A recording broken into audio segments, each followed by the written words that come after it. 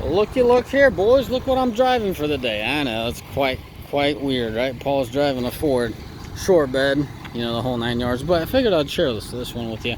I'm headed back to the dealership.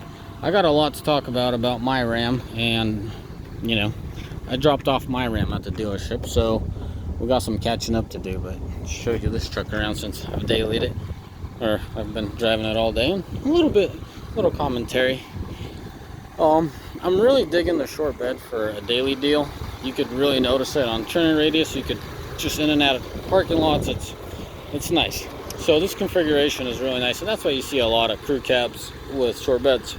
Now, as far as the Ford goes, guys, this is where the Ford slash Duramax, or powerstroke slash Duramax shines. You know, they're very peppy.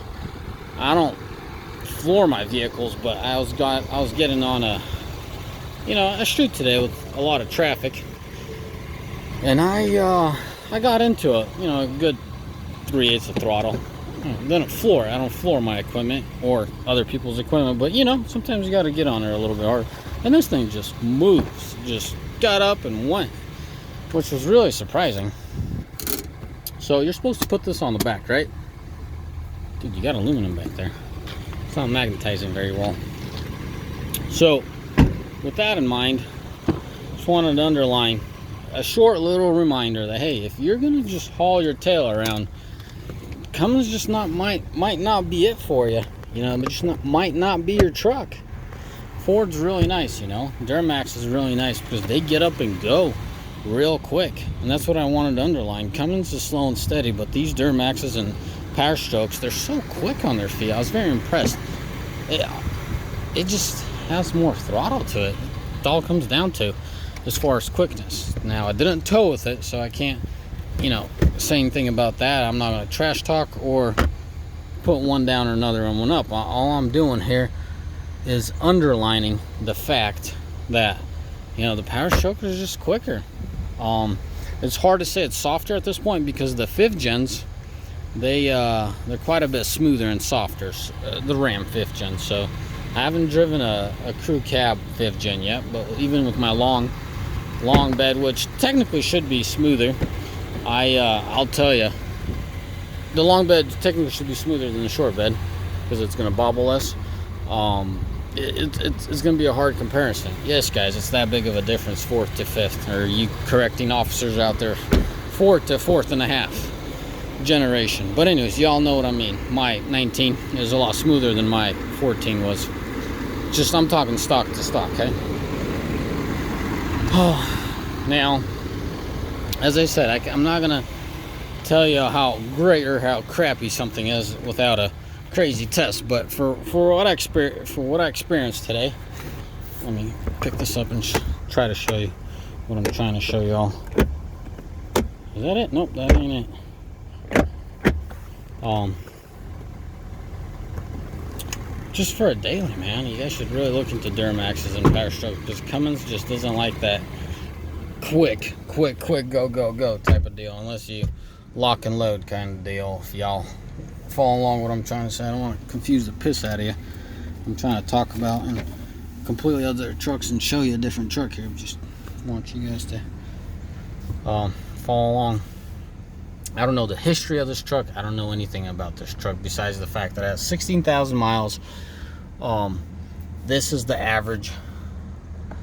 The thing is different than the other Ford I had in the fleet. Keep in mind, I said I had in the fleet. I still have it in the fleet, but my brother-in-law asked me to pull that truck off my videos. So for whatever reasons, you can see right here the timing is crazy. So that's a lot more than 14, unless this thing idled. Unless these guys have been idling the piss out of it. Shit, what's going on with my camera? Unless guys have been idling. 4,300 miles, not a lot of miles, but 13 miles to the gallon is what you're getting there. And then this one, same thing, 7,600 miles, 12.8. So safe to say, whatever this thing's been doing for its life, its average is 13 miles to the gallon. There, I mean, I don't know what it's done, but it definitely hasn't done any hard off-roading or anything wild. So it's on the low side as far as what I could tell this truck's been used for. But That's not a fact, you know what I mean? As I said, I made it very clear to y'all, I don't know what this truck's been used for its life, but it's very clean. Seats are not worn to crap. Looks like the detailing guy, whatever's going on there, or it might be it had a seat cover, I don't know. But what I'm trying to say, it's not a worn out, worn down truck. Very fresh truck. Doesn't have damages. If I were to be looking for a used truck, this would be quite an interesting one for me, because it's very clean. It is a 17. It is a used truck, but it's very clean. I'm not seeing anything damaged, as I showed you. I mean, probably an RV puller as much as anything else. You know, quick side note.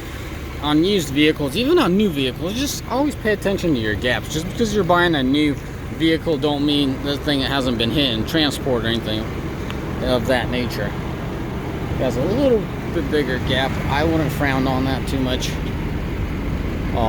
You know, the gaps are semi decent. They're acceptable is what I'm trying to say. Nothing's catching my eye and that's a red flag on it. So if I were in the market, I don't know if the camera's picking up. Oh yeah, it's picking up. Has really nice color. Really nice colored truck. Go check them out, guys. Go check out Dishmen Dodge on their website. See how much it is, what they're asking for it. If you want a solid guy to deal with, I could vouch for Sean Gallagher. Talk to the guy. That's the guy I deal with all the time, and have nothing but good things to say about that guy. And heck, tell him, hey, Paul sent me your way. Maybe a little bit of a Paul's deal would be nice. Never help, man. It never hurts. Just ask. It can only help. As long as you're respectful, you only get respect back. Anyways, guys, as always, may the Lord bless you. May y'all have a mighty fine day. And the biggest question of the day, why in the world am I driving this Ford? I got a lot of updates coming for you about the Ram. My 19 Ram's at the dealership. Getting a bunch of updates and getting a few things taken care of. So holler back whenever you get a chance. And yeah, and what I mean by holler back is shoot me in the comment section what y'all want to hear and see. Yeah. God bless you. Bye.